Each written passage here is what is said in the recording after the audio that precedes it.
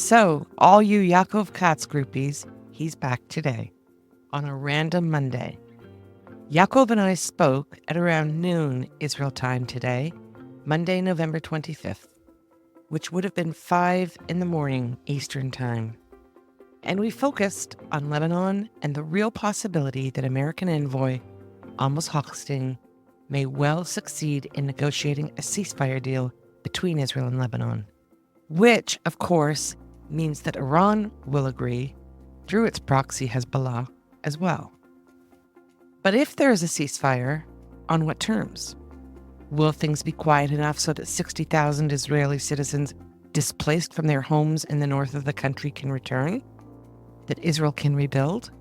Will America or other world powers engage to ensure that Lebanon does not, yet again, descend into chaos? This becomes a discussion of the Trump effect that we have seen since Donald Trump was elected to be the next president of the United States. He is feared in the Middle East by many. He is absolutely feared, which also means respected in these parts, by the leaders in the Islamic Republic of Iran. And it shows in their restraint of late and their comments about wanting to have an opportunity to speak with the president-elect before they left it unsaid. But what they meant was before they strike Israel militarily and punishingly. Until the election took place, Iran pledged repeatedly to do just that. For now, they seem to have backed off that aggressive commitment.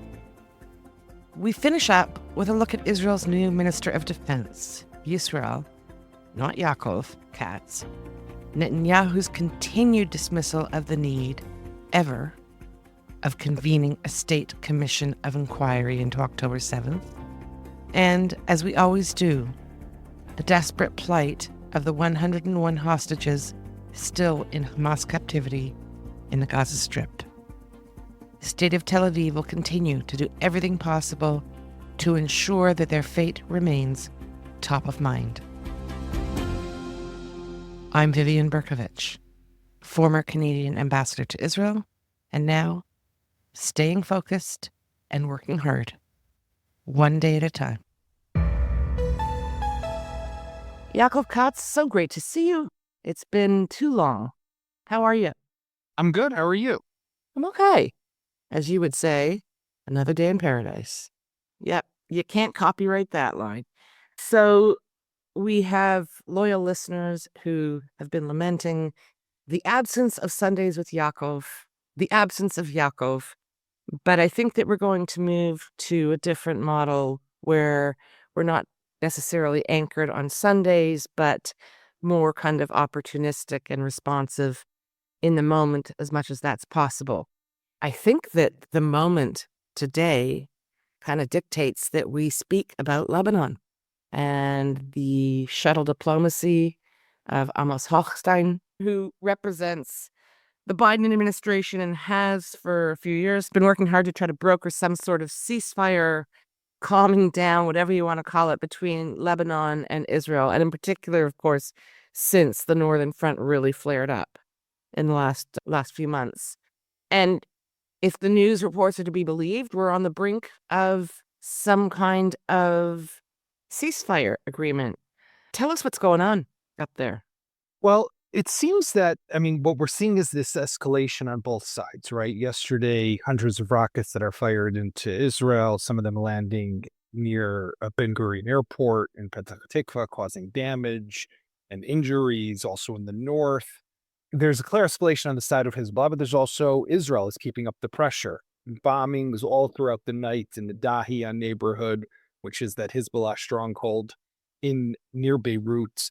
Israel is keeping up the pressure and Hezbollah is keeping up the pressure. And both sides seem to be doing all this, getting in their last minute games ahead of what might look like a potential ceasefire. We're also seeing just a couple hours ago, before we recorded this, Itamar Ben-Gvir, the far-right ultranationalist in the government, comes out on a post on Twitter and says that a ceasefire at this moment with Hezbollah would be critical mistake or strategic mistake. He's not threatening to pull out of the government, but he is saying that it would be a mistake. So it seems that everybody's getting ready for this possibility. Now, what has changed, I think, are three main elements here. Number one, and this really is the one that has not changed that much, but Israel has never really said that it wants to completely destroy Hezbollah. It's never said that it wants to eliminate all of what Hezbollah's capabilities are, like what it's been trying to do in the Gaza Strip. And therefore, when you consider that the objective of the war with Hezbollah has always been the same,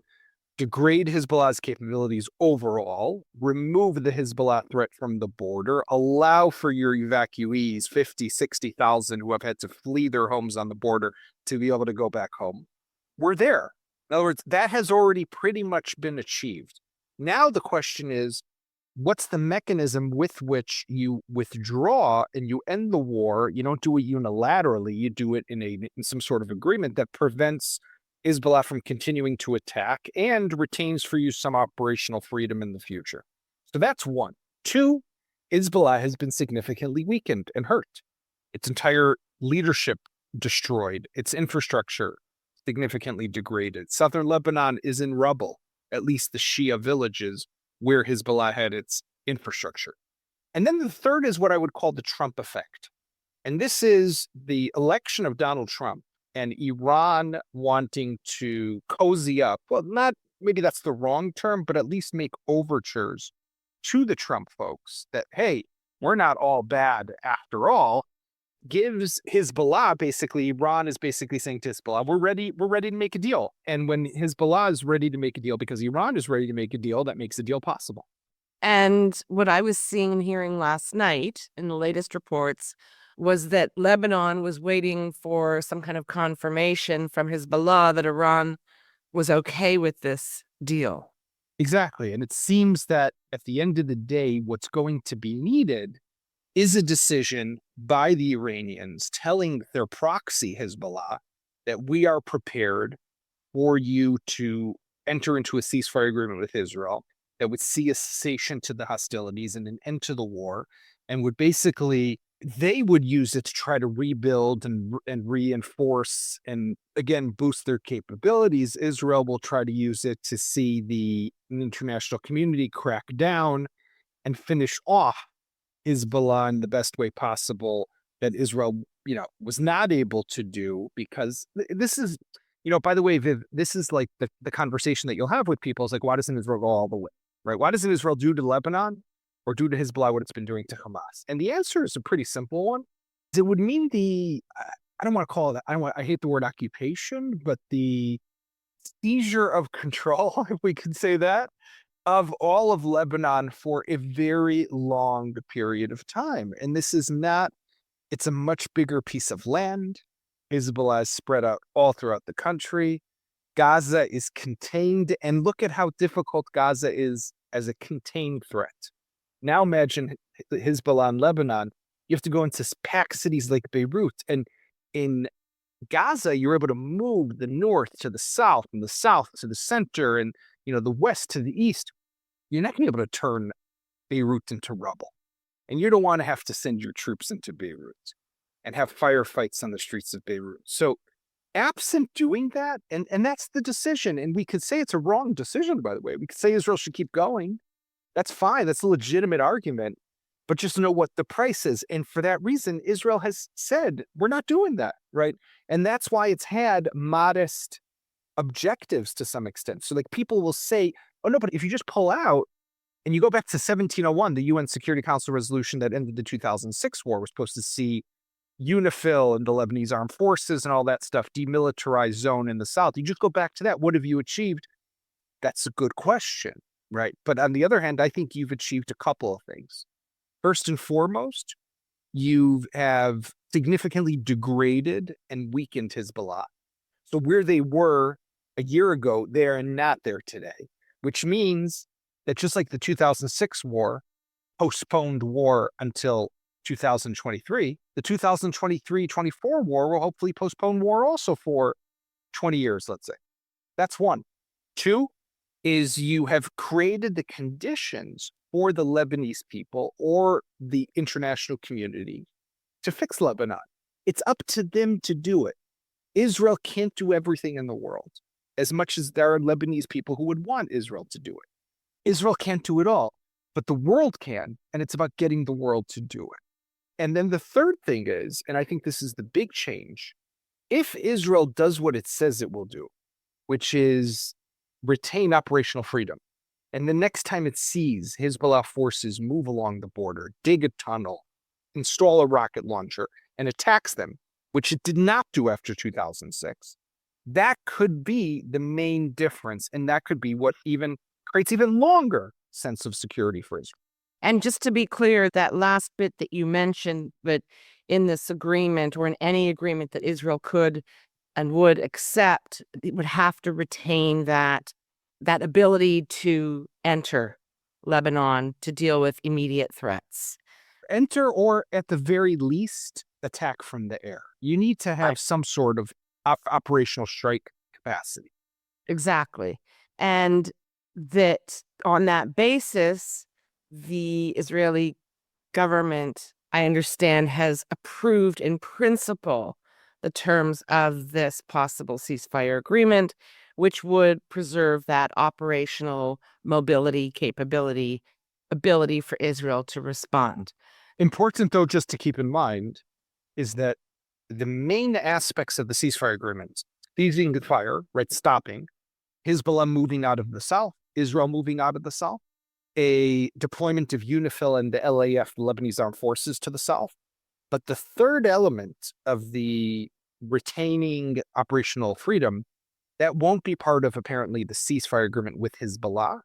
With Lebanon, it will be a separate letter, an agreement that Israel receives from Joe Biden, right? So the president will send a letter to the Israeli government, to the prime minister, whoever it might be, basically saying, you have the right to continue to operate. There's also one other aspect, which is part of the fundamental, the core clauses of the agreement, is to negotiate in the demarcation of the border, right? So if you remember, and you do definitely, but to our listeners, there was the negotiations that were held in summer of 2022 to negotiate the territorial water agreement, right, with Lebanon. That was Amos Hochstein. That was the agreement that he helped broker. And it basically said, these are Lebanese waters, these are Israeli waters, and this has to do with the economic waters. So who can search for gas in which waters? We've never done that with the land border. And while it's somewhat symbolic, because terrorist groups don't need a real raison d'etre, they don't need a real reason to want to kill you, because we are just Jews and people just want to kill us because it's Monday, right? But the removal or negotiating what is the border, because right now it's the blue line, it's just got, barrels that are painted blue along the border. There's no clear border. Once there's a real border, you to some extent have pulled the carpet under the feet of Hezbollah and say, what are you even fighting for? Israel's not occupying our land. So it gives the Lebanese people, it takes away Hezbollah's excuse or justification for why it continues to try to attack Israel. And then it might even have some impact on the regular average Lebanese person who will say, what are these people doing besides for destroying my country? Well, that's an interesting point that I wanted to pick up on. You mentioned it earlier. You said that, this is an issue and a problem for the world to solve, not just Israel, as much as the Lebanese people might like to see Israel take care of business unilaterally. On what basis do you make that comment, or do you make the comment now that, hey, if we actually had a really clear demarcation of the border, that the Lebanese people would also look at Hezbollah and say, what exactly are you guys doing and why are you destroying our country? Aren't they kind of so intermingled and enmeshed now, Hezbollah and the Lebanese people, that it's a bit difficult to make that statement? I don't think so. I think that actually what we're seeing in Lebanon today, and again, I'm not an expert on Lebanon as a country, but I do see enough in the media on TV stations like MTV, which is one of the most popular TV channels in Lebanon, where you have Lebanese pundits who would never before have said the things that they're saying today. They have broken the barrier of fear, has collapsed. And people are willing to say now, Hezbollah is the threat. Hezbollah has to be destroyed. Hezbollah has to be taken down. You have obviously the Christians, you have the Druze, and you have the Sunnis. You have different sects within Lebanon, a very diverse country. There are many people in Lebanon today who I think are feeling an ability to speak up in a way that they never were able to speak before. And I've seen, even in English interviews, Lebanese parliamentarians, Lebanese political scientists, people who live in Lebanon, who live in Beirut, who could never have spoken this way in the past about Hezbollah, who are able to do that today. So it shows that there is a shift. I think that they see the opportunity. They see what Israel has done. Remember, for them, I mean, for your average Lebanese person, they grew up through the 80s and the 90s and the 2000s. So someone who's maybe 30, 40 today, right? Even 50. Sheikh Hassan Nasrallah was this mythical figure. Fuad Shukar, a mythical figure. These people have all been eliminated. They're gone. They're not there anymore. That is a huge opportunity. Now, the question is, can the Lebanese people carry this on their own? Is there an appetite within America and Europe to do the work that needs to be done? I think we both know the answer to that, unfortunately. So without that, I don't know. I can't say I'm overly optimistic, but I think that we have to look at it, and I've said this before, maybe here also. It's like, in basketball, there's something called an alley-oop, right? Where I throw the ball close to the hoop, and then you come in for the jump and you slam it in, right? So I set you up to score. It's like an assist, basically, right? This is what Israel has done. We've done this for our security, first and foremost, and that's what's mostly important. We've given the world and the Lebanese people an opportunity to finish the job.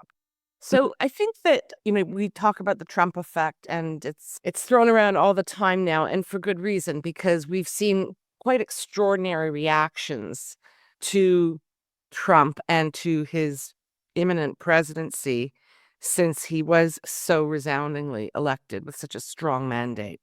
And as you and I will recall, we were waiting for Iran to strike Israel. Remember, October 26th, Israel retaliated. The election in America was on November 5th. Iran was swearing up and down they were going to hit us and bloody hard before the election. And that never happened. And then the election happens and they're like, we're going to kind of back off. We're just going to give President Trump a chance. We're going to maybe talk to him and see what we can work out. And then, of course, Khamenei dies, the supreme leader. So Iran seems to be kind of set back on its heels right now a bit for a whole bunch of reasons. And I'm going to suggest that part of that is absolutely the Trump effect. And so when you make the comment, well, we both know not to expect much from the Europeans and America in terms of filling the power vacuum, or at least trying to influence the power vacuum in Lebanon. And I'm going to suggest, well, maybe not. Trump, he's got this isolationist tendency and faction. On the other hand, he does know how to use power, particularly in this region.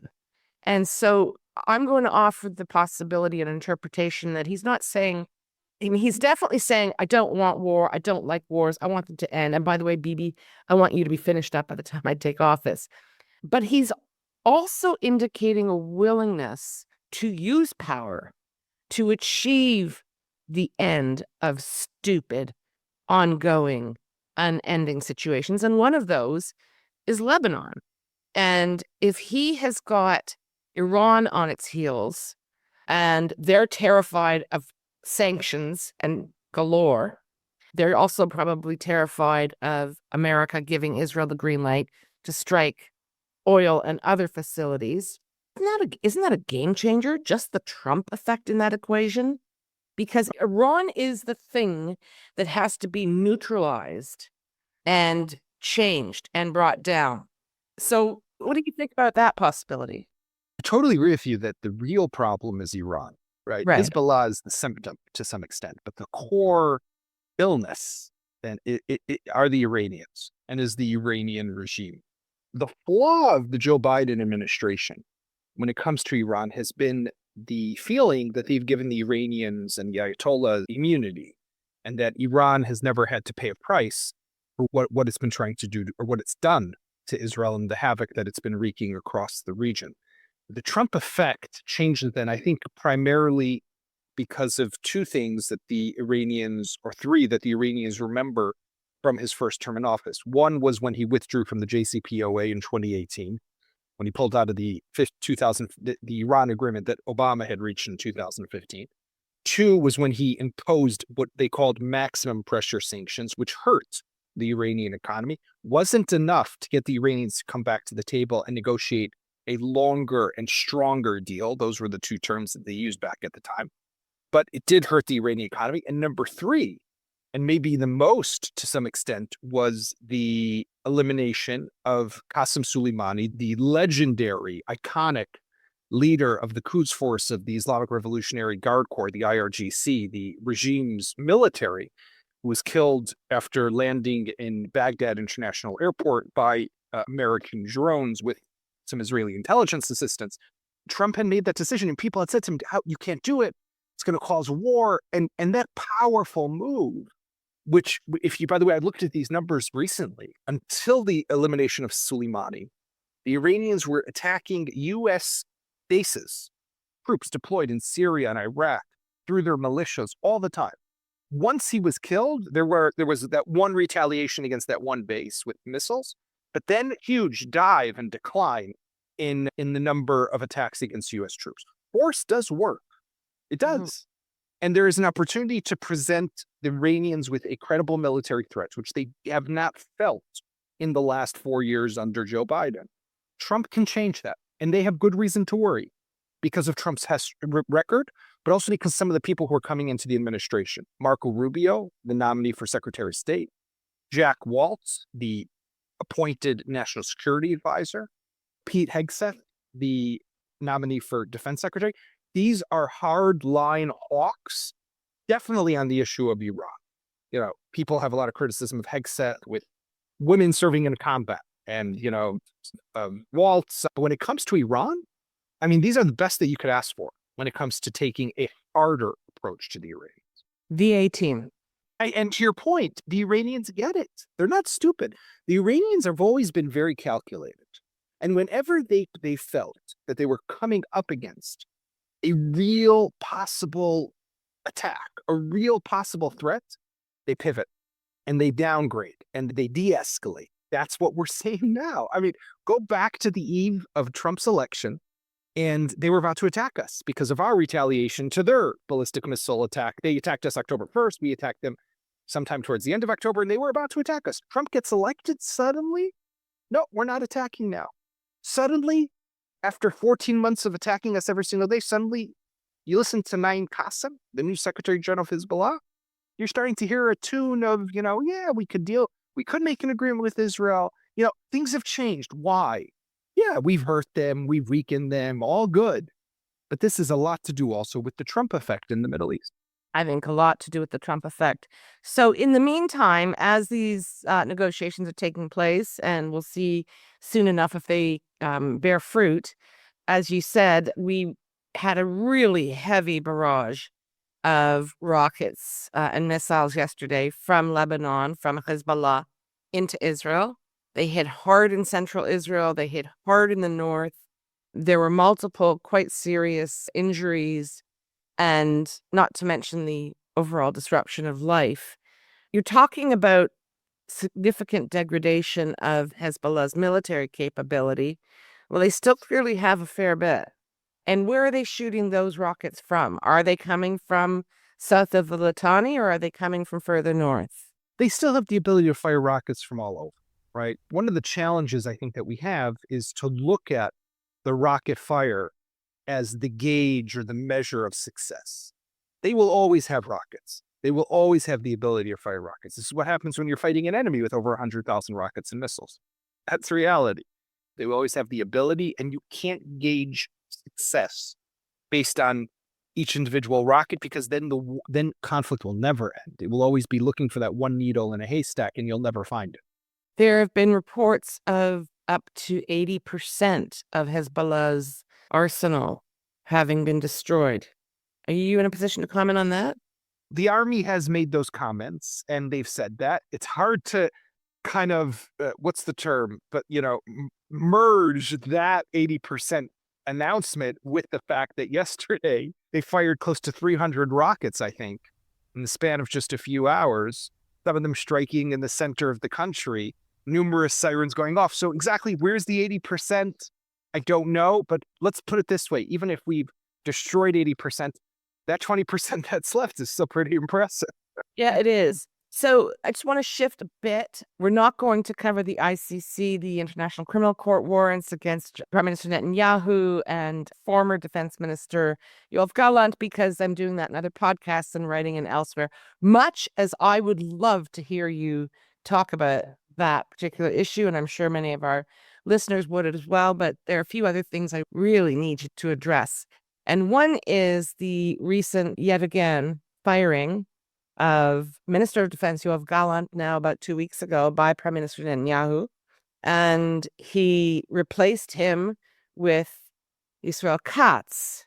Yisrael Katz is now the Minister of Defense for Israel. Tell us what his credentials... No relation. Oh, no relation to Yaakov Katz. That's like kind of, yeah, that's McDonald in Canada or Smith in the States, right? Not everyone knows that, though. Everyone thinks like he's my father or my brother or my cousin. Yeah, people have tweeted and like accidentally like you put my name in instead of his. It's like, oh, that's funny. Okay, so just so you know, iconic basketball star in Israel in the 1980s, Mickey Berkovich. There was a time when everyone heard my name and they would actually get really excited. No, he's not my cousin either, or brother, or anything. I know. We're just ordinary folk here. Okay, so now that we've cleared that up, tell us what Yisrael Katz's credentials are to run the Israel Defense Forces, the Air Force, in what is absolutely the most challenging time in the 76-year history. Israel Katz is a long-time Likud member. He's in his mid-60s. He has been on the Israeli political scene for the last 30-plus years and has served in a wide array of different portfolios and ministries. He's most noted for serving as transportation minister, and actually they're getting things done. Lots of tunnels, lots of roads, something almost of a bulldozer when he was in that position. He held that portfolio for a long time. He was intelligence minister, which is one of these made-up ministries at some point. And he was also, in 2 different occasions, Israel's Minister of Foreign Affairs. He's been the energy minister. Throughout a lot of these different roles, he also held a seat in the security cabinet. So he has been in the place where some of these real strategic national security decisions are made. He has never really stood out for any deep understanding or geopolitical insight, I would say. His English is nothing to write home about. He actually does also have something of a speech impairment, which in English is even worse and more profound. Doesn't go so well.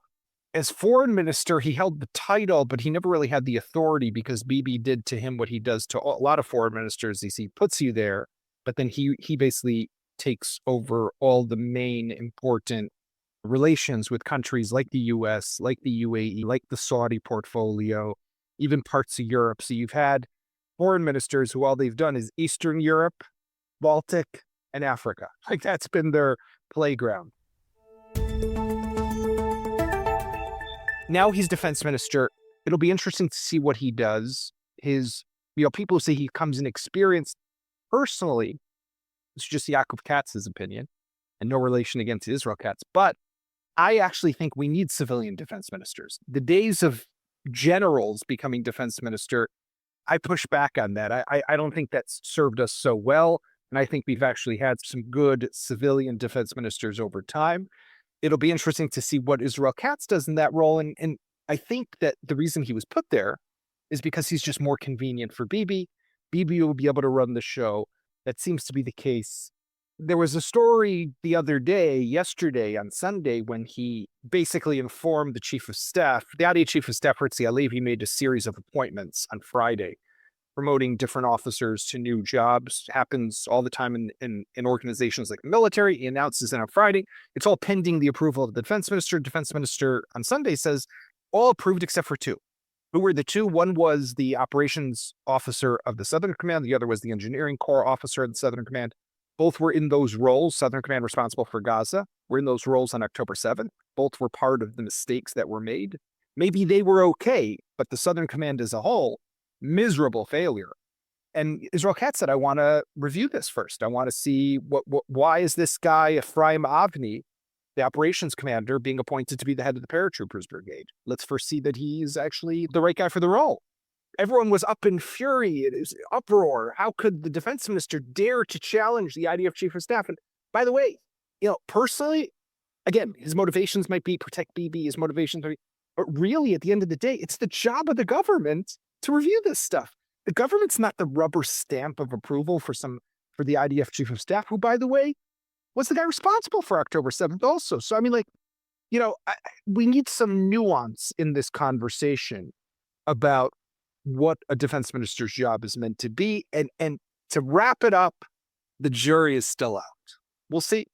Yeah, I think that part of the problem that the Israeli public may have in kind of accepting Yisrael Katz as defense minister is the public is very accustomed to having a former general and someone who has a lot of battle experience in that position. So there's that. I get your point about, fresh eyes and a more civilian-oriented minister of defense might be exactly what we need. But Yisrael Katz is a Bibi loyalist, hard and fast. What I want to say also, because I want to just wrap up with two really important things that relate to what you've just said. One is, it's his job to review and not rubber stamp IDF appointments or suggested appointments. These guys, after all, were on deck. They were responsible on October 7th. So is Benjamin Netanyahu. And so is Yisrael Katz. I 100% agree with you. And the ultimate responsibility is on the shoulders of Benjamin Netanyahu. And in my humble opinion, he should have had to step down and been held accountable a long time ago. Nevertheless, at the end of the day, the army and the military in this country works for the Israeli government, not the opposite way. I wrote this the other day on Twitter, and I got a lot of flack from people who said to me, but why Netanyahu? But what about Netanyahu? My answer is, and I don't like it, right? I don't like the situation either. But there's a way to remove Netanyahu from office, and that's called elections. And we have to do that. But that's the reality in a democracy. We have the ability to remove him when we go to the ballots unless the government falls earlier in 2 years. That is how we remove him from office. We don't have, Herzi Halevi was not elected to office. He was appointed by the government, and he works for the government. And I don't want an army doing whatever the hell they want without, I don't have to like the government. And trust me, I don't like this government. But it's the government we chose as a people. I do like democracy. Yeah, I'm pretty big on democracy too, and liberal democracy, like a real one that actually works. And I hope we stay that way because it's not looking so good. It's not looking great. But part of this whole issue of accountability, of course, Benjamin Netanyahu has repeatedly and again last week that we actually don't need a state commission of inquiry to investigate and assess in a neutral, objective, judicial manner what happened, why October 7th was able to happen, what happened leading up, on the day, and since. And he's made that statement a number of times. And I don't think that is something that the Minister of Defense should just sit back and allow to pass, particularly civilian Minister of Defense. We need a state commission of inquiry if we are to have any confidence in the government and the military. And for Netanyahu to suggest, as he keeps doing, that, I'll just pick a few people and they'll go into a room and they'll figure it out. We don't need this whole circus. I couldn't agree more. We need a state commission of inquiry. What I think also people need to realize, and this is, just in my view, the state commission of inquiry, I believe in a culture of accountability. I think there is a problem when people can make fatal mistakes and they pay no price. I think it's a problem that Netanyahu is still in his role after October 7th. I think it's a problem that Herzi Halevi is still in his role after October 7th. I think it's a problem that we're promoting officers who were in roles that they had problems during October 7th. But I also think that there is the accountability that's required, and it's learning the lessons so it doesn't happen again. That's why a state commission of inquiry is also needed, because this could happen again. because what people, I think, sometimes forget is that, and let's jump 5 years down the road.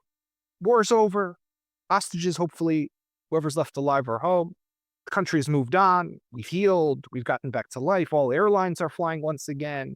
We're able to travel. Prices are normal. Then one day you see a Hamas cell installing a rocket launcher in an underground, missile storage thing somewhere in Gaza. Do you attack or do you say no? You have two options. You could attack or you could say, it's quiet now. Why do I want to stir things up? Why do I want to, shake it up, keep things quiet? I don't want to go to war. It's just one. Then one becomes two. Then two becomes three. And then the next thing you know, you're back where we were on the eve of October 7th. That's why a state commission of inquiry is also important, because we have to study these failures, study these mistakes, not just the ones that somebody made that morning or that night, but the overall national strategic concepts that led to this state of mind. We have to understand what happened here, and that can only be done by state commission of inquiry, in my view. We've been talking for about a half hour, and until just now, we did not mention the hostages. And in passing, you said, 5 years from now, we're kind of back to normal, and the hostages, whoever's alive is back, and all the other things that might reflect a degree of normalcy in this country. But we have this pledge, you and me, that we will end every podcast we do together and talk about the hostages, their plight, and what's going on. And tragically, I think we have nothing to say today. Nothing. Other than that, they continue to rot and be tortured in Hamas hell. And it seems that there is nothing being done to get them out. Unfortunately, I think this is 100% true. The numbers that I hear of how many were alive a few months ago and how many are estimated to be alive today is continuously in decline. The images that came out just a few days ago of a female hostage that Hamas said had been killed in captivity, Israel has yet to confirm and verify it. But I mean, this is a crazy, insane reality. And unfortunately, I think the blame is to be shared by both sides to an extent. I think that if Israel were to decide that the hostages is the number one priority, there were things to potentially do differently. For all those people who think it's just Israel's fault, it's not. You need to have somebody to make a deal with. And right now, it doesn't seem like there is somebody to make a deal with. So it's a combination. But at the end of the day, we as Israelis have one address for our grievances, and that is our gut leadership and our political leaders. And they are failing us as a people. Yeah. And I think that, even though some may look at that in the overall scheme of thing and think, oh, it's a hangnail, it's only 101 people. It's not. It goes to the core ethos of what this country is. And so, 100%. Yeah, let's hope against odds that we have something good in the near future and keep raising it and keep awareness up about it. And next time we speak, I expect we'll know one way or the other what's going on with Lebanon. So we'll know something. That's very non-committal. Yaakov, thank you as always for your time and insights and joining us today. And look forward to next time. Talk soon.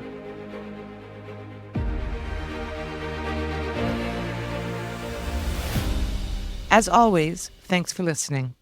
Welcome to our new subscribers. And for those of you who are considering supporting our work with a paid subscription, we hope you cross that Rubicon soon. Until next time, stay safe. You can find us at State of Tel Aviv on Instagram and at State of TLV on X, formerly Twitter. Please review our podcasts on Spotify or wherever you listen and give us many, many stars. And don't be shy about liking and commenting on our website. Have a great day. We love hearing from you, so please comment on our website, stateoftelaviv.com, or send us a note to hello@stateoftelaviv.com. On behalf of the State of Tel Aviv core team, Yon Zabo, our creative, graphic, visual, and marketing man, Amir White, producer and editor extraordinaire, sound guy who is also impressively patient with me and my boomer tech deficiencies, and our social media manager who pitches in on everything, Maya Naftalin. Thanks to the team. Thanks to you for being here. We'll be back soon.